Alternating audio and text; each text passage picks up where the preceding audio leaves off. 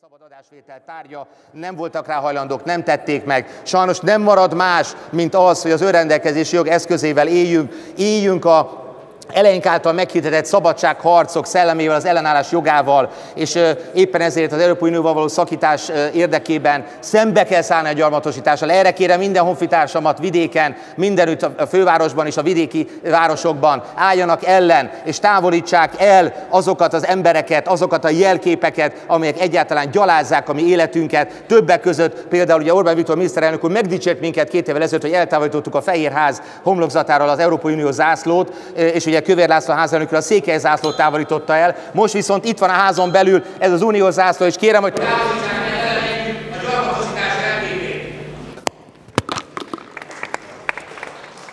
Kérem, csak maradjunk meg a parlamentális formában nyugodtan.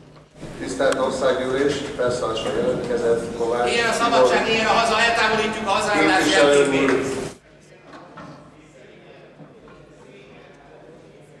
Eltávolítjuk a gyarmatosítás jelképét, a defenesztrációval, ablakon történő kidobással, méltó helyére juttatjuk. Ennek nincs helye a házban, semmilyen formában, a törvényalkotás szent építményében, semmilyen módon nem adunk helyet annak, hogy a magyar szabadságot korlátozzák.